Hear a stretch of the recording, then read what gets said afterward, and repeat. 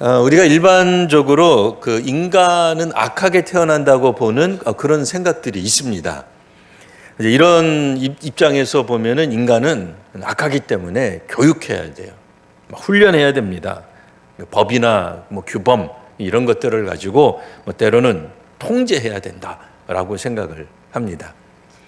개인의 어떤 그런 자유, 선택, 아무래도 개인들이 가지고 있는 자유를 인정하다 보면 다양성이 훨씬 더 많겠죠. 근데 이런 것보다는 아니다. 사회란, 국가란 모름지기 규제해야 된다. 공동체가 발전하려면 강한 규제가 있어야 된다. 규범과 통일성이 있어야지. 그렇게 제가 원하는 대로 자기 방식대로 자유롭게 풀어놓고 방목하고 이거 안 된다는 거예요.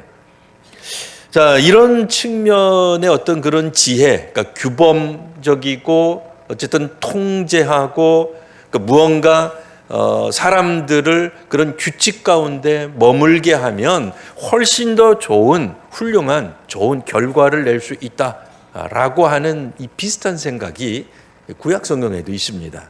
욥의 친구들이 갖고 있는 생각들이죠. 그래서 소위 말하는 욥의 친구들이 갖고 있는 이 지혜를 규범적 지혜라고 이야기를 합니다. 그러니까 어떤 이런 규범이 있는 거예요. 틀이 있는 거예요. 여러 차례 이야기했습니다만 욥의 친구들이 가지고 있는 것은 인과응보, 권선징악, 뿌린 대로 거둔다라고 하는 겁니다. 그 좋은 것을 뿌리면 좋은 것이 나죠. 콩 심는데 콩이 나야죠. 그게 당연한 거죠. 자연스러운 거죠. 팥 심은데 팥이 나는 게 맞는 얘기입니다. 아무리 생각해봐도 이 규범적 지혜가 틀린 점을 찾아보기가 어렵죠. 그러다 보니 이 규범적 지혜, 어떤 규제하고 또 하나님 역사하심에 대해 자연 원리를 설명할 때에 이런 규범적 지혜가 너무나 탁월하기 때문에 사람들은 어떻게 한다고요? 모든 삶의 영역에 다 이 규범적 지혜를 잣대로 들이대는 거예요. 내 인생에 한번 성공해 봤거든요. 열심히 일을 했더니 살도 빠지고 성적도 오르고 부자가 됐다는 거예요. 그러니 신앙생활에 있어서도 하나님의 역사하심에도 이 규범적 지혜라 말로 절대적 잣대, 절대적 기준이 된다고 믿어 의심치 않는 거죠. 종종 우리는 한국교회에서 성공한 한국교회에 우리 부흥을 가져다 준 어떤 영적인 프로그램들이 있으면 옆에 있는 교회, 가난한 교회, 모자란 교회, 지하교회, 2층에 아직도 있는 교회에 막 보급하고 싶어져요. 왜요? 저분들이 이 영적 원리를 몰라서 이것만 알면 금방 부흥하는데 막 새로워지는데 왜 선교지 교회는 새벽 기도회를 안 해가지고 중국 교회 봐라 말이에요. 새벽 기도회 안 해. 일본 교회 봐라 말이에요. 새벽 기도회 안 해. 아프리카 교회들 이거 뭐 안 하니까 그래서 예수 믿는 사람들 숫자가 적은 거지. 우리 한국교회 봐라 말이에요. 우리 얼마나 열심으로 기도하고 성경 읽고 프로그램하고 이렇게 하고 저렇게 하니까 성장하는 거 아니냐라고 말할 수 있단 말이에요. 왜? 경험한 게 있으니까요. 순수한 경험을 한 거예요. 좋은 경험을 한 거예요. 부흥한 거예요. 그러니 부흥의 원동력이 되었던 혹은 기초가 되었던 그 원리, 프로그램, 행사 이런 것들은 절대적인 기준을 가질 수밖에 없습니다. 욥의 친구들이 생각할 때 하나님께 순종하면 당연히 복 받아야죠. 그러니까 하나님 앞에서 악을 행하면 당연히 하나님 앞에서 징계를 받아야 될 거죠. 결론이 뭐예요? 징계받은 사람, 징계받은 집단, 하나님으로부터 재앙을 경험한 욥은 뭐가 문제예요? 악함이 있는 거죠. 불순종한 거예요. 틀림없는 거죠. 왜요? 욥이 전에 하나님 앞에 순종했을 때는 부자도 되고 자녀도 많고 기업도 성장하고 또 동방에 있어서 의인이라고 추앙받을 만한 그런 지도자가 되었지만 친구들이 볼 때 우리가 파악은 못하지만 하나님 아신다 이거예요. 하나님은 꿰뚫어 보시기 때문에 욥 속에 있는 그 부정한 마음, 불의한 마음, 악한 마음을 보시고 징계를 내리시고 재앙을 내리시고 위기를 경험하게 하고 주변에 있는 몽땅 모든 것들이 망하게 만드셨다라고 욥의 친구들은 믿었던 겁니다. 그러니 이들은 욥에게 와서 위로하러 왔지만 권면할 수밖에 없어요. 왜요? 욥을 사랑하니까. 욥을 좋아하니까. 욥이 하나님 앞에서 새로워지기를 간절히 원하니까 뭘 말할 수밖에 없어요? 회개하라. 욥 자네 속에 있는 악함을 보아라 라고 얘기하는 거예요. 그러니까 한마디로 요약하면 욥의 친구들 중 오늘은 엘리바스가 하는 이야기로 우리가 성경 본문을 읽었습니다. 한마디로 요약하면 넌 부정해. 넌 불의한 존재야. 너는 사악해. 여전히 간사해. 하나님 앞에서 그 간사함을 회개하지 않고 열심을 내지 않고 회개하지 않으니 하나님이 이 재앙을 거두지 않으시는 거야. 왜 자네 주변에 일어나는 이런 불행한 일들을 보고도 왜 못 깨닫는 거야? 안타까운 거죠. 욥의 친구들이 볼 때 욥이 안타까운 거예요. 이거 조금만 회개하면 될 텐데 회개를 안 하는 거예요. 그 동방의 지도자인 욥이 회개를 안 하니 그 마을이 쑥대밭된 거잖아요. 뭐 욥만 잘 살았겠어요? 욥과 관계되어 있는 마을 사람들, 그 마을 공동체가 지금 경제적 파탄의 위기가 왔을 거 아니에요. 온 동네가 험한 소문으로 막 분위기가 흉흉할 것 아니겠어요? 근데 욥이 회개를 안 하는 거예요. 친구들이 볼 때 그렇다는 거예요. 삽시간에 그의 기업이, 그의 식솔들이 이렇게 풍지박산이 날 때쯤 되면 적어도 책임자인 지도자인 욥이 회개의 자리로 나아가고 눈물 흘리고 죄를 입고 막 금식하고 뭐 이래야 될 텐데 욥이 친구들에게 계속 뭐라고 얘기해요? 나는 하나님 앞에 순전하다네, 순수하다네, 뭐 이런 거 계속 얘기하고 있으니 욥의 친구들이 볼 때는 아니다 이거예요. 너는 부정하다, 너는 못됐다, 너는 회개할 것들이 많다, 너는 죄악 가운데 있다는 것을 강조하고 또 강조할 수밖에 없는 겁니다. 그래서 오늘 말씀 한번 보시겠습니다. 7절, 내가 제일 먼저 난 사람이냐? 이렇게 이제 친구들이 욥에게 일갈하는 거죠. 내가 제일 먼저 난 사람, 우리 중에 제일 선배냐 이거예요. 왜요? 욥의 친구들이 생각할 때 어른, 나이 많은 사람, 백발은 지혜의 상징이기 때문에 그래요. 하나님이 장수하게 한 사람은 의인이에요. 의롭게 살았기 때문에 장수한 거고, 장수한 사람은 당연히 하늘의 지혜를 품고 있다라고 여긴 겁니다. 그 욥이 말을 안 들으니까 너 도대체 내가 인생을 얼마나 많이 살았는데 나는 산전수전 다 겪은 사람이야. 그런데 우리 친구들이 하는 말을 왜 안 듣는 거지? 답답하니까 이 말을 하는 거예요. 너는 제일 먼저 사람이냐? 산들이 있기 전에 내가 먼저 출생했단 말이냐? 그렇죠? 8절, 하나님의 오묘하심을 내가 들었느냐? 지혜를 너 혼자 가졌단 말이냐? 욥의 친구들의 마음이 읽히는 거예요. 답답한 거예요. 욥이 뭐 나이가 어리다고 보면 안 됩니다. 청년 아닙니다. 욥도 자녀들이 있었으니까 그 시대로 말하면 나이 먹을 만큼 먹은 겁니다. 그렇다선 치더라도 욥의 친구들이 이렇게 이야기하는 이유가 있죠. 그 이유는 뭐예요? 욥의 친구들이 가진 지혜는 소위 말하는 과거로부터 내려오는 전통적인 역사를 자랑하는 지혜의 보고를 그들이 가지고 있다는 거예요. 오늘날 우리들이 가지고 있는 특징 중 하나가 뭡니까? 우리가 앞으로 나아가기 위해서 해야 되는 것 중 중요한 게 뭐예요? 온고지신. 옛날 거 중요한 겁니다. 과거를 모르고 현재가 있을 수 없죠.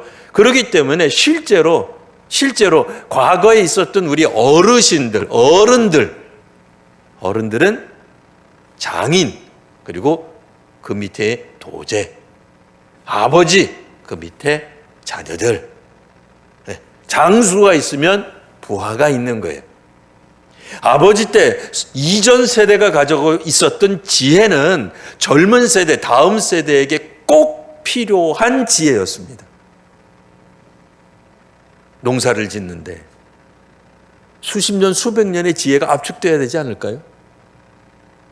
도자기를 굽는데 이게 이제 뭐 갓 들어온 이제 신입이 뭘 하겠어요? 오래된 지혜, 수십 년 정도가 아니라 수백 년 된 이 도공의 지혜가 압축된 것을 우리 선생님이, 스승님이 제자들에게 알려줘야 되지 않겠어요? 그러니 욥의 친구들이 말을 하고 있는 건 뭐예요? 우리 단순히 우리만의 지혜가 아니라네. 우리 선조들, 조상들, 우리 문화 속에, 우리 역사 속에, 우리 관습 속에 내려왔던 그 정수를 우리가 자네에게 말하는 것일세 라고 얘기하는 거예요. 그 영적 지혜예요. 그런 의미에서 우리가 다시 한번 보시면 9절 말을 하죠. 내가 아는 것을 우리가 알지 못하는 게 뭐냐? 욥, 자네가 아는 것을 우리가 알지 못한다고 생각하는가? 욥이 깨달은 것을 우리가 소유하지 못한 게 뭐가 있단 말인가? 뭐예요? 욥의 친구들은 훨씬 더 많은 광대한 선조로부터 가지고 온 지혜가 있다라는 얘기를 하는 거예요. 10절, 우리 중에는 머리가 흰 사람도 있고 연로한 사람도 있네. 자네 아버지보다 나이가 많은 사람도 있다네. 자, 이 말은 이제 욥의 친구가 갑자기 욥이 나이를 초월해서 한 30살 이상, 20살 이상 먹은 친구가 있다. 아버지 뻘하고 맞먹었다. 그렇게 읽으시면 좀 곤란하겠죠. 그럴 수도 있어요. 욥의 친구, 세 친구 중에 누군가는 욥보다 한 20이나 30살 많을 수도 있습니다. 근데 성경에 이게 주민등록증을 제시를 안 했어요. 이걸 제시를 했어야 우리가 나이가 엘리바스가 몇 살인지 분명하게 알 텐데. 여기서 말을 하는 건 뭐예요? 그러니까 문자 그대로 나이가 많을 수도 있지만 욥의 친구 3명이 등장하죠. 욥기에. 혹은 조상들의 지혜를 설명하는 것이다. 이제 이렇게 읽으시면 되겠습니다. 꼭 3명 중 1명이 욥보다 나이가 훨씬 많다. 꼭 그렇게 읽지 않으셔도 돼요. 자, 11절. 하나님의 위로와 은밀하게 하시는 말씀이 내게는 작은 것이냐? 이런 표현이 나와요. 하나님 위로가 어떤 위로예요? 자기들이 하는 위로예요. 욥의 친구들이 하는 말이에요. 욥의 친구들이 욥에게 권면했던 것, 사랑의 마음으로, 간절한 마음으로 욥이 회개해야, 욥이 되살아나야 그 욥이 속해 있는 사회도 뭐 좀 새로워지지 않겠어요? 그런 마음으로 지금 이야기하고 있는 것이, 너는 이게 듣기에 우리가 작은 것처럼 왜 안 듣느냐 그 얘기예요. 왜 한 귀로 듣고 한 귀로 흘리느냐? 우리가 아는 권면이, 우리가 아는 충고가 하찮아 보이느냐? 뭐 그런 이야기입니다. 12절, 너는 마음에 불만스러워하며. 요즘 젊은이들이 그래요. 요즘 젊은이들이. 옛날에는 동네에 지나가다가 젊은 아이들이 몰래 골목에 숨어가지고 담배라도 피면 우리 어른들이 어떻게 했어요? 여보게 학생, 그럼 뭐 하는 거야? 불 끄고 막 도망갔어요. 요즘 젊은이들은 안 도망가. 그걸 제가 어떻게 하느냐? 우리 교회 지하 주차장에 아이들이 서너 명이 와요. 저를 보면 뭔가 교회 관계자인 줄 알 텐데 눈을 말똥말똥 저를 쳐다보면서 아이 컨택을 해요. 우리 성도님들도 잘 안 하는 아이 컨택을 하면서 담배를 그냥 맛있게 펴대요. 그래서 그냥 출애굽기에서나 가능했던 이 구름 기둥과 불 기둥이 역사를 아이들이 일으키고 있어요. 그래서 좀 저리 가. 그러면 아이들이 뭐라 그러겠어? 요것만 피고 가겠대. 나 이거 참. 옛날에 있었던 우리 김영건 목사님은 윽박질렀어요. 이거 치우고 가. 청소하고 가. 그래서 제가 김영건 목사님 보고 나무랐어요. 당신이 이 교회에 있을 때는 괜찮지만 당신이 떠나고 나면 나는 못 막습니다. 그 친구야 뭐 기골이 장대하니까 3명 아니라 4명이 달라붙어도 겁이 안 나지. 저는 1대1도 겁나요. 아니 요즘은 젊은 아이들이 어른들 말 듣지 않습니다. 조금 이야기하면 꼰대라고 이야기합니다. 그러니까 어른들 기성세대가 가지고 있었던 삶의 지혜가 다음 세대는 안 먹혀요. 안 먹혀요. 안타깝지만. 그러니까 마치 뭐 욥하고 우리는 시대 차이가 굉장히 많이 납니다만 욥의 친구들이 볼 때는 욥이 그랬던 거예요. 마치 이게 뭐 질풍노도의 시기에 있는 청소년들처럼 어른들 얘기를 안 듣는 이런 막 나가는 젊은이처럼 욥이 보였다 그 얘기예요. 그래서 12절 어찌하여 내 마음에 불만스러워하며 내 눈을 번뜩거리느냐, 막 눈에 막 살기가 돋는 거예요. 친구들이 애정을 가지고 충고를 하고 있는데 욥이 안 듣는 거예요.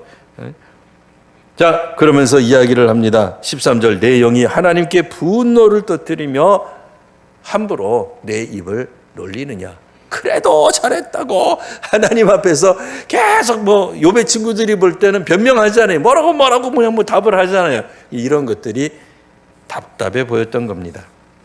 그래서 오늘 욥의 친구들이 가지고 있는 그 가치관, 세계관의 진수, 정수가 나옵니다.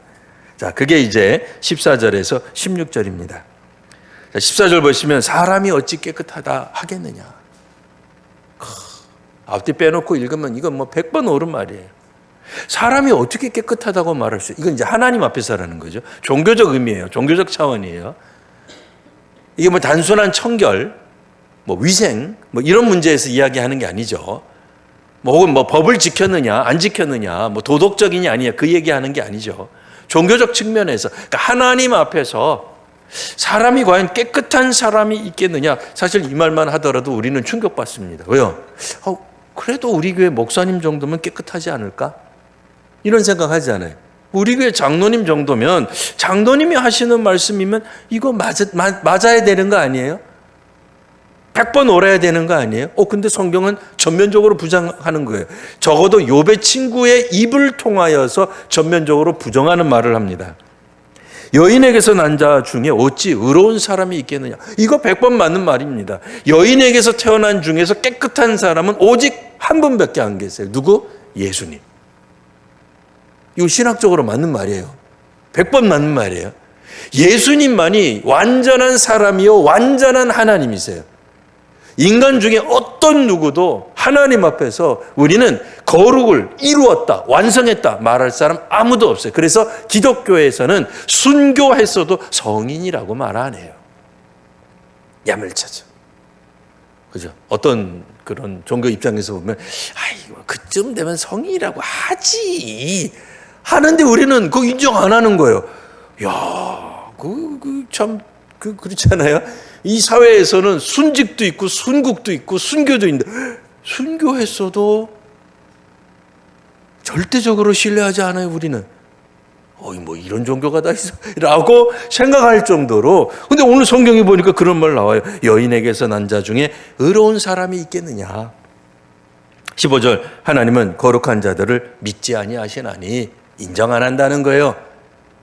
근데 여기서 이제 거룩한 것은 하늘에 관한, 이제 하늘에 속해 있는 어떤 그런 거룩한 것들에, 이를테면 해, 달, 별들 혹은 천상의 존재들, 이거 문자 그대로 거룩 그 자체죠.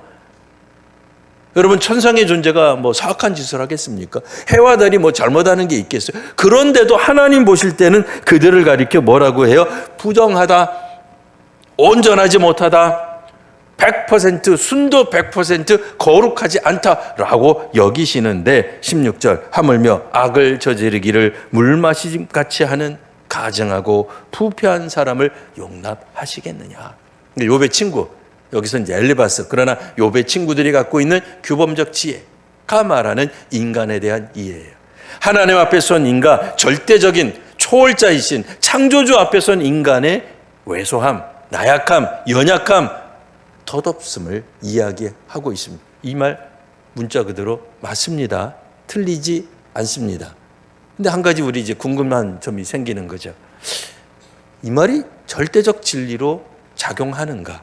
하나님은 언제나 사람을 보실 때에 정말 가증하고 부패하기 때문에 절대로 용납 안 하시는가?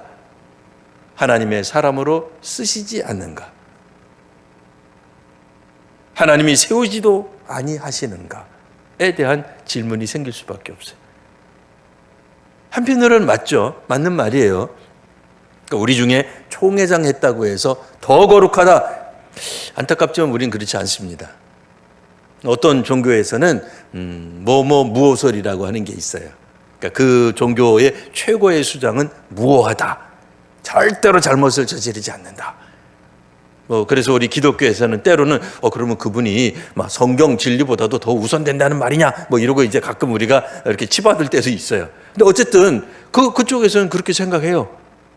네, 무오하다. 네, 오류가 없다라고 생각을 해요. 우리도 혹시라도 그런 생각합니까? 총회장 무오설 없습니다.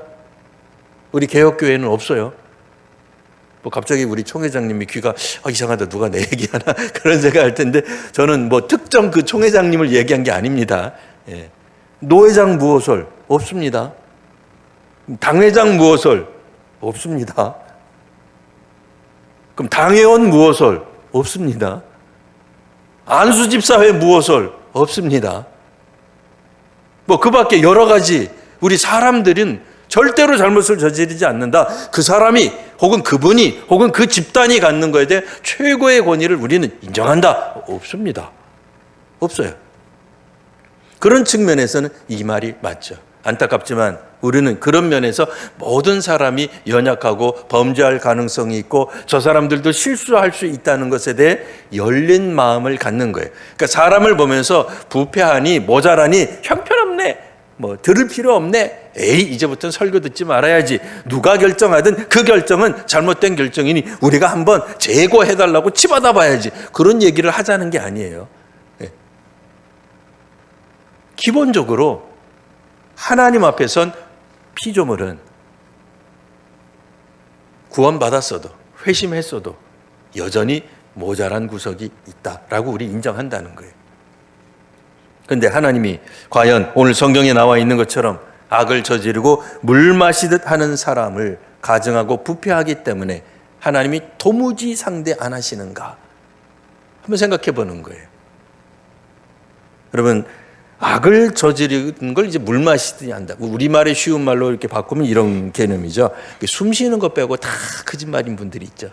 입만 열면 거짓말하는 거예요. 우리는 어때요? 우리 자신. 우리는 악을 안 저지릅니까? 어떠세요? 갑자기 우리가 우리 자신 혹은 우리 교단을 부정하자 그런 얘기는 아니에요. 우리 교단은 완벽합니까? 다른 그 어떤 교단보다도 앞서고 있고 발전하고 있고 거룩하고 있어서 최신, 첨단, 무오한, 부정이 전혀 없는 그런 교단입니까? 안타깝지만 누가 집권하더라도 악이 생깁니다. 야당이 집권하든 여당이 집권하든 부정부패는 여전합니다. 악이 생겨요. 오래 집권하면 집권할 수, 아니요, 오래 집권하지 않아도 돼요. 잠깐 집권해도 악한 게 있어요. 꼭 오래 집권해야만 악이 더 생기고 그러지 않아요. 그럼 하나님은 우리를 부르실 때 우리의 상태는 어땠죠? 주께서 우리를 부르실 때 우리 문 앞에 서서, 영혼의 문 앞에 서서 우리 마음은 열라고 외치실 때 이미 우리는 거룩해졌나요? 깨끗해졌나요? 완벽해져서 하나님이 이제는 저 사람을 나의 제자로 삼을 만하다, 하나님 백성 될 만하다 해가지고 부르셨나요? 아니죠. 우리 모두가 다 사실은 부정해 있을 때, 불의하고 있을 때, 깨끗하지 못했을 때, 심지어는 하나님에 대해 헌신조차 꿈도 꾸지 못할 때 우리를 부르셨어요. 까닭 없이, 이유 없이, 사람의 생각, 우리들의 이성을 뛰어넘어서 우리를 부르신 거예요. 그래서 오늘 우리가 있는 거잖아요. 죄 가운데 헤매고 죄 가운데서 죽을 수밖에 없었던 우리 영혼들을 주께서 부르셔서 하나님의 사람으로 만드시고 백성으로 삼으시고 그리스도의 제자로 삼으시는, 그래서 우리가 교회가 된 것입니다. 그런 측면에서 엘리바스는 맞는 말을 했지만 그것을 절대적 진리로 하나님이 역사하시고 하나님이 사역하시고 하나님이 활동하시는 것을 모두 다 설명하고 있지 않습니다. 특별히 우리 항존직으로 이제 내년에 이제 안수를 받으시는 분들, 그러니까 오늘 어떤 마음 가지셔야 돼요? 우리 생각이 절대적으로 옳다. 내 말대로 하면은 되는 것이다 라고 생각해서는 안 됩니다. 뭐 그렇다고 해서 건설적인 의사를 표현하지 말라 뭐 그런 얘기는 아닙니다. 뭐 오직 담임 목사가 하는 말에 절대 순종해야 되는 그런 뜻도 아닙니다. 뭐 얼마든지 우리가 우리의 의견을 개진할 수 있고 우리가 생각하는 바를 구현하셔도 돼요. 다만 우리가 생각할 건 뭐예요? 적어도 내가 가진 생각이 절대로 옳다. 항상 옳다. 이런 곳에서 벗어나셔야 돼요. 우리가 가지고 있는 그런 생각들도 부패할 수 있고 환경이 안 맞을 수 있고 시대적으로 뒤떨어질 수 있다는 생각을 하시면 됩니다. 욥의 친구들은 기본적으로 하나님에 대한 잘못된 판단을 하고 있는 거죠. 왜요? 자신들은 마치 욥에게 막 퍼부었던 것처럼 하나님이 이런 인간들을 옳다고 여기시겠느냐? 누가 하나님 앞에서 깨끗하다 하겠느냐? 자기도 들어가야지. 자기는 왜 빼는 거예요? 자기들도 안 깨끗한 거죠.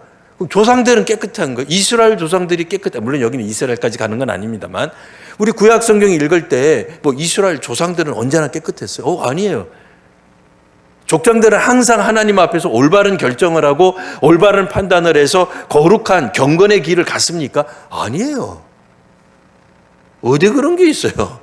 그렇지 않아요. 오히려 구약이 말하고 있는 바는 그렇게 불의하고 하나님 뜻을 저버리고 심지어는 야곱처럼 부정과 불의와 속임 가운데 있어도 하나님이 그들을 세우시고 이끄시고 인도하셔서 이스라엘의 조상이 되게 하신 거죠.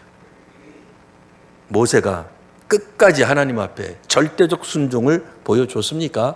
아니에요. 모세가 저지른 잘못 때문에 그는 가나안 땅에 못 들어가잖아요. 그런 이야기들이 구약 전반에 걸쳐서 나오고 있어요.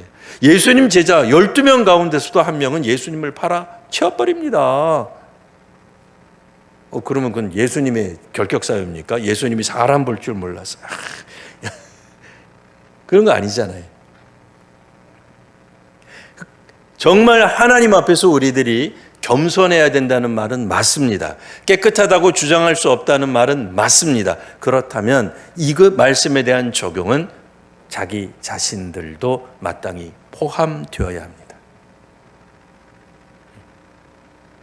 이런 측면에서 우리 욥기를 읽으며 지혜에 대해 다시 한번 생각해 볼 수밖에 없습니다. 우리가 가지고 있는 혹은 전통적인 그런 개념들이 몽땅 다 틀리다는 건 아닙니다. 적어도 한국교회가 이만큼 진행하고 성장하고 또 앞으로 나아감에 있어서 과거의 지혜가 분명히 우리에게 유용한 자원임에 틀림없습니다. 그러나 앞으로 다변하고 급변하고 뭐 엄청나게 변화하고 있잖아요. 예배 환경이 얼마나 많이 바뀝니까? 오늘도 우리 예배를 드리는 온라인으로 예배를 드리는 성도님들이 계세요. 옛날 같으면 꿈도 못 꾸는 얘기죠. 예배란 모름지기 여기 와서 드려야 되는 거예요. 현장 예배만이 가치가 있다고 생각했어요. 지금은 꼭 그렇지만 않습니다. 몸으로 여기 와서 드리고 싶은데 도저히 그럴 수 없는 열악한 환경 속에서 하나님께 자신의 심장을 드리는 성도들을 향하여 너희는 현장 예배 나오지 않았으니 당신들의 예배는 가치가 없어. 그거는 예배도 아니야. 그따위 것들은 집어 던져버려 라고 말할 수 있습니까? 아닙니다. 정말로 아픈 사람들을 생각한다면, 몸이 아픈 사람들을 생각한다면, 불신앙 가운데 불신앙 지하에서 숨어서 예배를 드리는 사람들을 생각한다면 우리는 우리 입장에서 우리 경험을 절대화해서 말할 수 없는 겁니다. 그런 의미에서 넓은 지혜가 필요해요. 깊은 지혜도 필요하고요. 그리고 다른 사람들을 공감할 줄 아는 지혜도 필요합니다. 욥기를 통해서 물론 욥기는 수천 년 전에 있었던 일을 적은 거긴 합니다만 오늘 이제 21세기를 살아가는 우리들 또 우리들의 삶의 한복판에서 다시 한번 욥과 욥의 친구들의 이야기, 뭐 핑퐁처럼 탁구처럼 왔다 갔다 하잖아요.